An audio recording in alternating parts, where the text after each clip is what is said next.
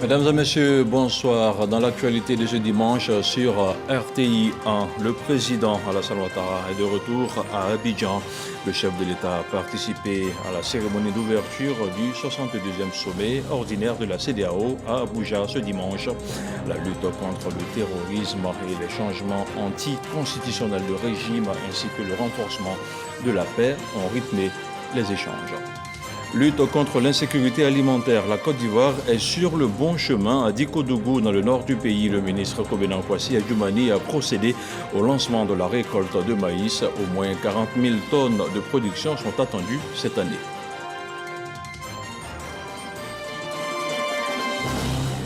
Et puis, situation tragique dans la région de Bouaké. Au moins 5 enfants ont perdu la vie dans le village de Kokankro. Un mal pernicieux les a emportés.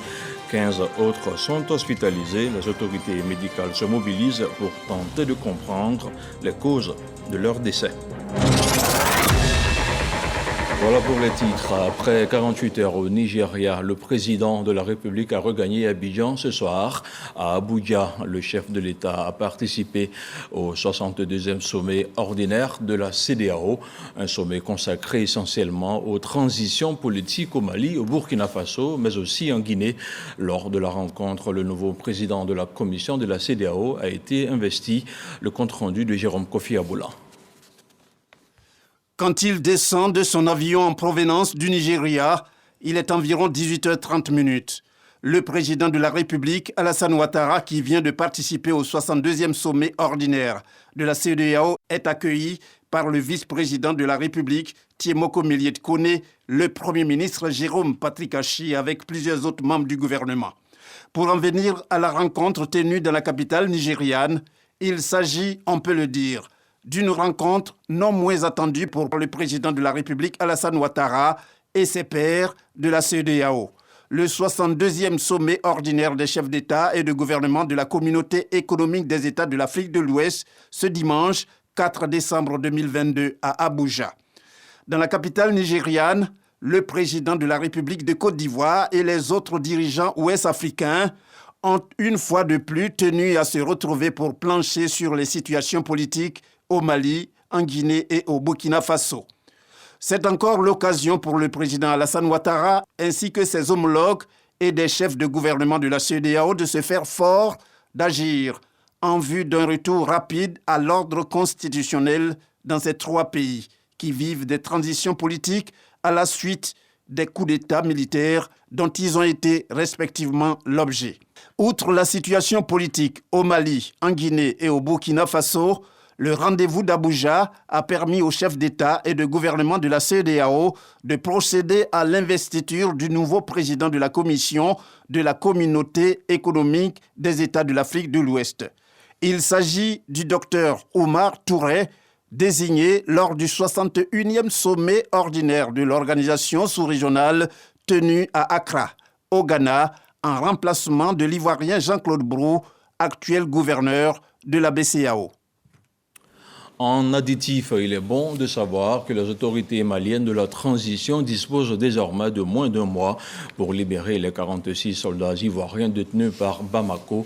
Les dirigeants des États d'Afrique de l'Ouest CEDEAO réunis en sommet ce dimanche à Abuja exigent leur libération avant le 1er janvier 2023. Rappelons que les militaires ivoiriens sont détenus depuis le mois de juillet 2022 à Bamako et l'organisation sous-régionale entend se donner les moyens de mettre fin à cette crise entre la Côte d'Ivoire et le Mali. On se rend maintenant dans le nord du pays, je vous le disais en ouverture de cette édition, plus précisément à Dikodougou.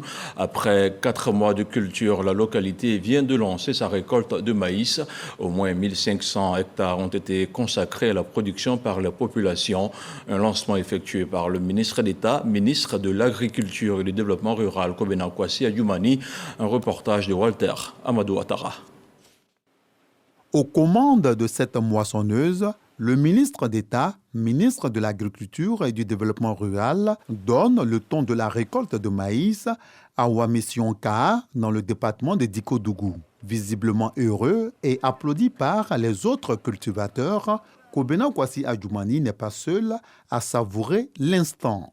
Zie Mamadou, qui a cultivé à lui seul sur 12 hectares, fait déjà des prévisions. Si j'ai pu avoir 72 tonnes multipliées par 250, vraiment ça fait beaucoup d'argent. La mise en place de cette parcelle à travers une agriculture aux techniques modernes et totalement mécanisée est le fruit du travail de la CIPRA et ses producteurs affiliés. Ici, il y a 1500 hectares de maïs, dont 500 hectares réalisés par la communauté villageoise. Nous comptons investir l'équivalent de 20 milliards de francs CFA sur cette plantation industrielle. Avec les 1000 hectares plantés, nous sommes déjà la plus grande parcelle en un bloc en Côte d'Ivoire et dans la région. Pour parvenir à ce résultat, l'ANADER a joué un rôle important. Monsieur le ministre d'État, vous avez bien voulu retenir l'ANADER comme unité opérationnelle de mise en œuvre du PULGA volet vivrier. 9220 hectares de maïs qui ont été mis en place pour cette année 2022. Le ministre d'État, Kobena Kwasi Adjoumani, revient sur le sens de la mise en œuvre de la présente politique du gouvernement qui vise la sécurité alimentaire. Le président de la République, son Excellence M. Alassane Ouattara, a bien voulu mettre à la disposition du ministère un fonds dénommé Fonds PULGA, qui est un programme d'urgence en soutien à nos producteurs. Aujourd'hui, le maïs va contribuer à la fabrique de pain et les parents ici, à cause du ravage du coton par les jacides, ont trouvé une culture de substitution. Ça permet aux parents, dans le cadre de la diversification agricole, d'avoir des moyens supplémentaires. Pour consolider les acquis de cette mécanisation agricole, le gouvernement a mis à disposition 325 matériels roulants, dont 13 tracteurs. Autre chose à présent, l'IPS Ségraeux va ouvrir ses portes à Odiéné avant la fin de l'année prochaine. Le projet de construction d'une agence a pris forme samedi avec la pose de la première pierre de l'édifice. Il s'agit pour l'institution de prévoyance sociale de se rapprocher des retraités des régions du Kabadougou, du Folon et du Bafing. Notre reporter a aussi assisté à une cérémonie de remise de chèques aux jeunes. Mamadou Kouassi. Plus que 9 mois et 26 jours pour bâtir ce futur siège de l'UPS Grailleux d'Odiéné. Et pour la pose de la première pierre, tous les fils et filles de la région y mettent la main. Preuve de leur solidarité et de leur union. Ainsi prend donc forme un rêve longtemps caressé par les retraités du district du Denguélé. Pour les petites prestations, un simple bulletin de pension, il fallait se déplacer. On allait à Daloa, on allait à Korogo, même à Abidjan. Mais aujourd'hui, je pense qu'avec ce programme, ça va nous soulager. L'agence IPS Ségrailleux d'Odiéné va constituer la 12e au plan national et s'inscrit dans la dynamique de rapprochement de l'institution de prévoyance sociale des populations, tout en soulageant les 4000 fonctionnaires en activité dans la zone. Votre agence sera une maison moderne, à la pointe de l'innovation et dotée de l'intégralité des prestations et services qui lui conférera son statut d'agence principale. Suffisamment autonome et outillée, elle saura répondre dans les meilleures conditions et délais à toutes vos préoccupations. Les cadres du district d'Enguélé voient la réalisation de ce projet un acte de renforcement des actions de développement de la région. C'est avec grande joie que nous accueillons ce projet et c'est l'opportunité pour moi de remercier le président de la République, son Excellence M. Alassane Ouattara, pour ses actions de développement en faveur de toute la Côte d'Ivoire, mais particulièrement Odiéné. Le ministre Andama Kamara se félicite de la concrétisation du projet cher aux seniors du Kabadougou, du Folon et du Bafing. Il invite par ailleurs les fonctionnaires à souscrire aux produits de l'IPS Ségrailleux. J'exhorte donc les fonctionnaires et agents de l'État de Côte d'Ivoire en activité qui ne l'ont pas encore fait à souscrire massivement à ce produit de sécurité sociale qui leur permettra de maintenir, voire d'améliorer leur pouvoir d'achat à la retraite en souscrivant à la complémentaire par capitalisation pour vous assurer 2 salaires à la fin de votre retraite. La seconde partie de cette rencontre a été consacrée à la remise de chèques aux jeunes dans le cadre du PS Gouv 2 à travers le projet d'insertion des personnes vulnérables PIPV et le projet de promotion de l'emploi décent. Plus de 300 jeunes sont bénéficiaires de ces projets dans les régions du Kabadougou et du Folon.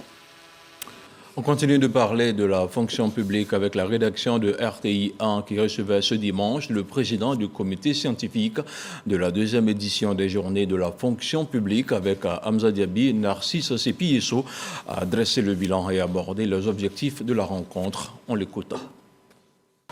L'administration ne produit pas de richesse, l'administration ne produit pas d'emploi, mais l'administration catalyse l'ensemble des systèmes pour favoriser l'investissement qui lui crée la richesse, qui lui crée l'emploi.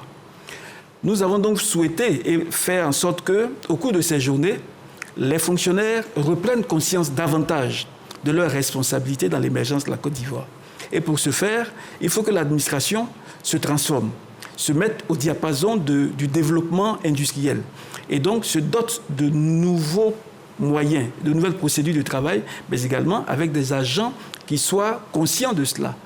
L'ambition, c'est aussi de faire en sorte que l'agent public comprenne que son action doit servir les générations futures, que son action doit servir à améliorer l'image de la Côte d'Ivoire, que son action doit toujours servir au progrès collectif. On parle maintenant de politique avec la section RHDP de la région de l'Ifou qui se prépare pour les prochaines élections locales. Elle vient justement de désigner son candidat au cours d'une rencontre suivie par le président du Sénat. Jeannot Aosso-Kouadio en a profité pour appeler à l'union véritable des oufouettistes. C'est une correspondance de Léon Pro.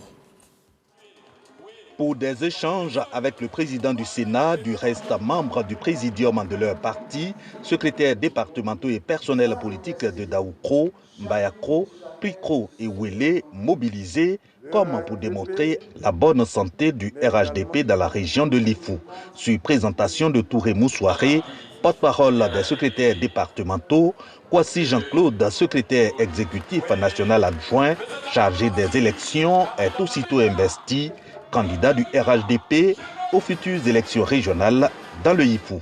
Je prends ici et maintenant l'engagement solennel d'accomplir cette mission avec abnégation, bien entendu avec l'ensemble des cadres de l'Ifou. J'entreprendrai dès les premiers jours de la nouvelle année qui s'annonce une tournée de l'ensemble de l'Ifou afin d'actualiser leurs besoins d'action du développement prioritaire. Quand il s'adresse aux responsables locaux du RHDP, le président du Sénat leur fixe les objectifs du parti. Il faut que tous nos militants soient inscrits nombreux sur la liste électorale parce que cette inscription dépendra de la victoire du RHDP. Mobiliser les jeunes majeurs, dépasser les objectifs qui vous ont été assignés par la direction du parti. Autre consigne du président du Sénat, unité, cohésion et paix autour des cadres et candidats du RHDP. La politique est faite pour rassembler. La politique est faite pour faire avancer les gens, transformer les mentalités vers ce qui est grand, ce qui est beau. En allant vers nos frères du PDCI parce qu'on a le même ADN. C'est ainsi qu'il y a eu appel de Daoukro. Donc je lance l'appel à nous remettre ensemble avec le PDCI-RDA. Toujours selon le président du Sénat, les arguments pour ravir la région de l'Ifou sont légion, entre autres la promotion des cadres, le développement impulsé à cette région par le président du RHDP, le président Alassane Ouattara.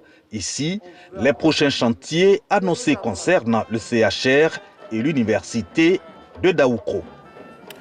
Politique toujours, à quelques jours de la fin de l'opération de révision de la liste électorale, le maire de la commune d'Abobo a échangé avec les leaders d'opinion. Kandia Camara a présenté les objectifs à atteindre pour la commune. Chefs communautaires, guides religieux, associations de jeunesse et corps de métier ont pris part à la rencontre.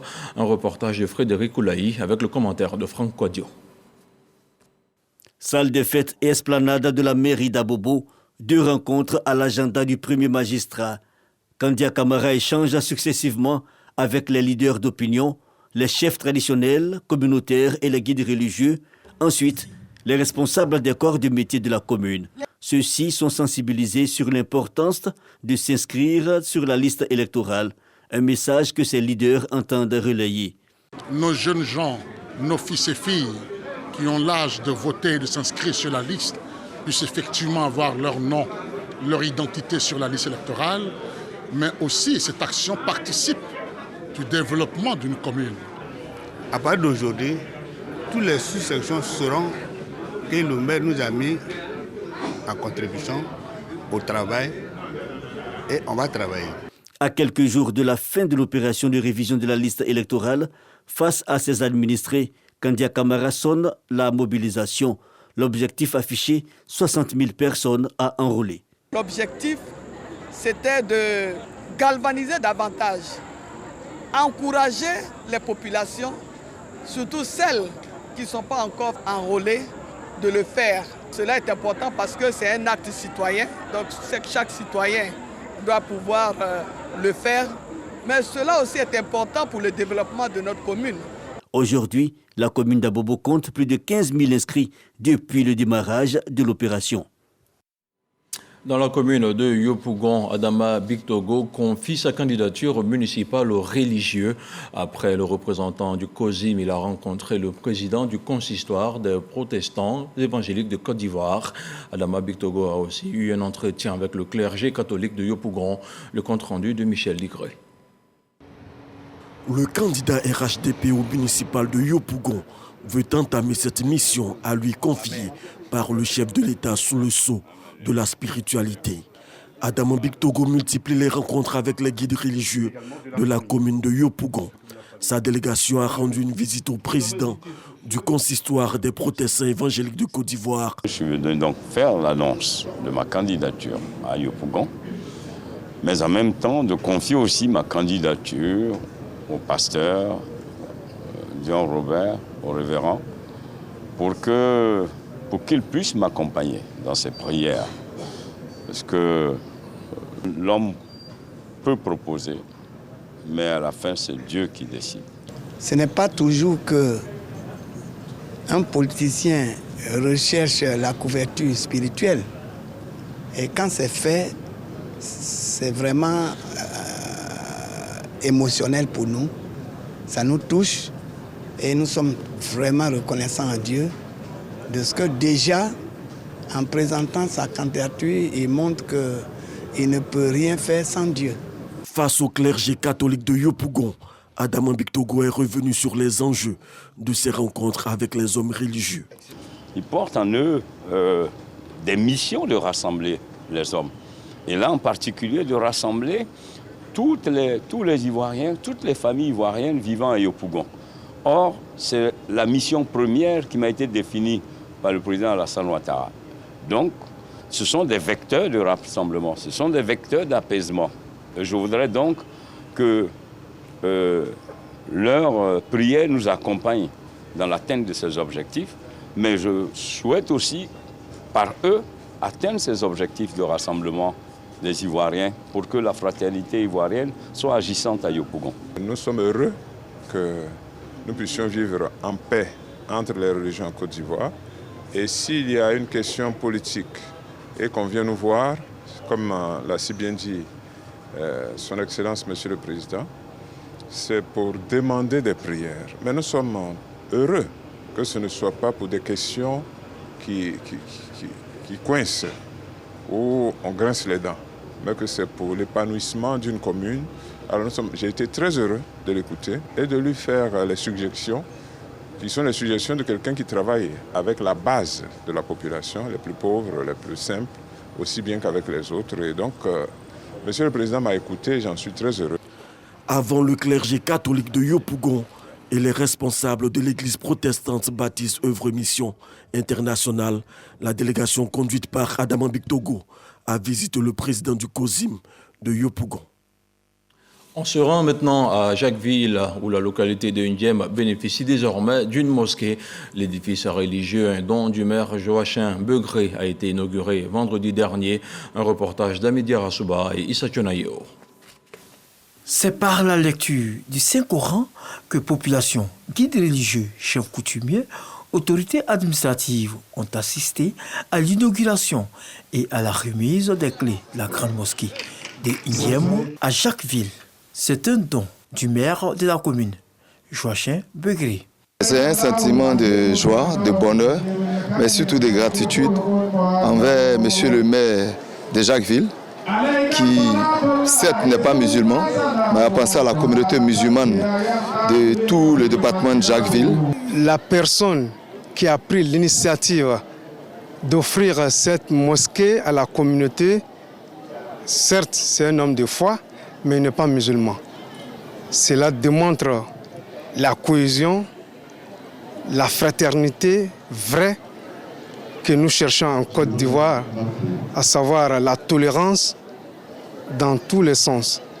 Pour le maire Joachim Begré, ce don vient confirmer le vivre ensemble et la cohésion sociale dans sa ville.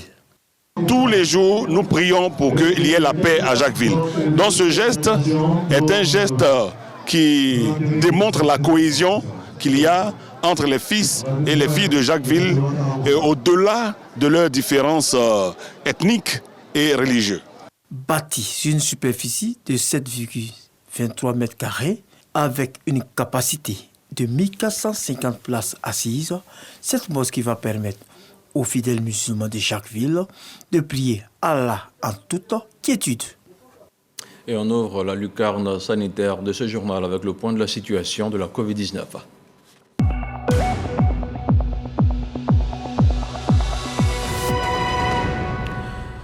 Le ministère de la Santé, de l'Hygiène publique et de la couverture maladie universelle a enregistré ce dimanche 4 décembre un nouveau cas de Covid-19 sur 496 échantillons prélevés, soit 0,2% de cas positifs, 1 guéri et 0 décès. À la date du 4 décembre, la Côte d'Ivoire compte donc 87 888 cas confirmés, dont 87 051 personnes guéries, 830 décès et 7 cas actifs. Le nombre total d'échantillons est d'1 655 352. Le 3 décembre, 7 096 doses de vaccins ont été administrées, soit un total de 21 939 684 doses du 1er mars 2021 au 3 décembre 2022. Le ministre de la Santé, de l'Hygiène publique et de la couverture maladie universelle invite toutes les personnes de plus de 12 ans à se faire vacciner. Il rappelle que le vaccin contre la Covid-19 est gratuit et volontaire. Le village de Pocancro, à 7 km au sud de Bouaké, vit un drame. 5 de ses enfants âgés de 4 à 6 ans sont décédés des suites d'un malaise. 15 autres sont internés au CHU et dans certaines structures sanitaires privées. Des recherches sont en cours pour connaître les causes exactes de ce drame. Un reportage de Kader Sogodogo. 5 enfants de 4 à 6 ans décédés. Une quinzaine d'autres à l'hôpital. Pocancro, à 7 km de Bouaké, en route pour Abidjan, vit un drame. C'est décourageant, ce qui s'est passé au village. On a vu que les enfants souffraient. D'un mot de ventre, ils toussaient, tout ça les vomissait. Il fallait les envoyer à l'hôpital. On a envoyé le premier cas, on l'a envoyé à l'hôpital. Bon, les gens nous ont reçus. On est revenu, ça n'a pas marché. L'enfant est décédé dans notre main. Après ça, il y a eu plusieurs cas encore. Actuellement, les deux sont encore à l'hôpital. Et on a eu ça 5 décès. Le député Bema Fofana, adjoint au maire de Bouaké, dépêché par le ministre-gouverneur Jean-Claude Kouassi et le maire de la commune, Djibo Youssouf Nicolas, est au CHU, au chevet des enfants malades. Le directeur général du CHU rassure quant aux efforts fournis pour stopper le drame et en connaître les causes exactes. Des examens sont en cours pour déterminer ce à quoi le mal est dû. Et puis après, on pourra faire un point pour rendre compte de ce qui s'est passé. Les enfants malades bénéficient de soins gratuits. Vraiment, c'est une tristesse. Perdre 5 enfants ce matin à Bouaké, c'est encore vraiment désolant. Et présenter au nom du maire et au nom du ministre-gouverneur et au nom de tous les cadres de la région du Béquet, nos condoléances aux différentes familles et leur dire que nous serons à leur côté. À Pocancro, autorités politiques et sanitaires se sont entretenues avec la communauté villageoise pour être au même niveau d'information. Un soutien financier du ministre-gouverneur a été remis au village. On regarde maintenant le 7 sur 7, le tour de l'actualité internationale dans le monde, une sélection de Sidonie Davila.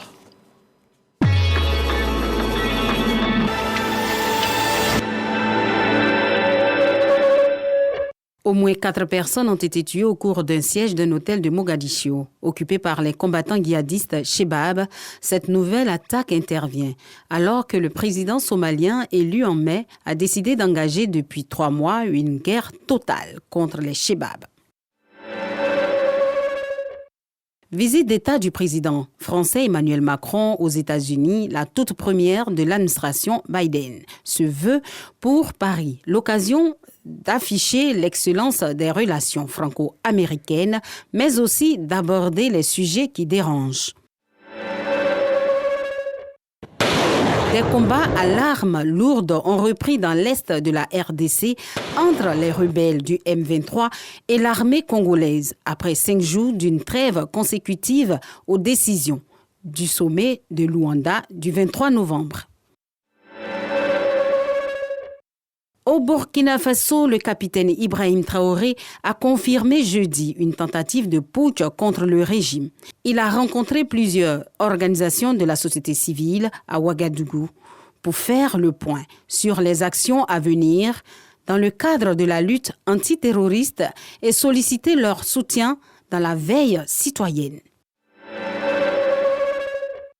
En Afrique du Sud, le président Cyril Ramaphosa est sur la sellette, soupçonné d'avoir voulu cacher au fisc et à la police une grosse somme d'argent en liquide retrouvée dans l'une de ses demeures suite à un cambriolage. Les Pygmées, peuple victime de stigmatisation, bénéficient désormais d'une protection en République démocratique du Congo. Après 14 années de plaidoyer au niveau national et international, une loi consacrant la discrimination positive en faveur des Pygmées vient d'être promulguée par le président congolais Félix Tshisekedi. Près de 3 mois après le début du mouvement de contestation suite à la mort de Masha Amini en septembre dernier, cette jeune Kurde iranienne, lors de sa détention par la police des mœurs, le procureur général iranien annonce la disparition de cette police.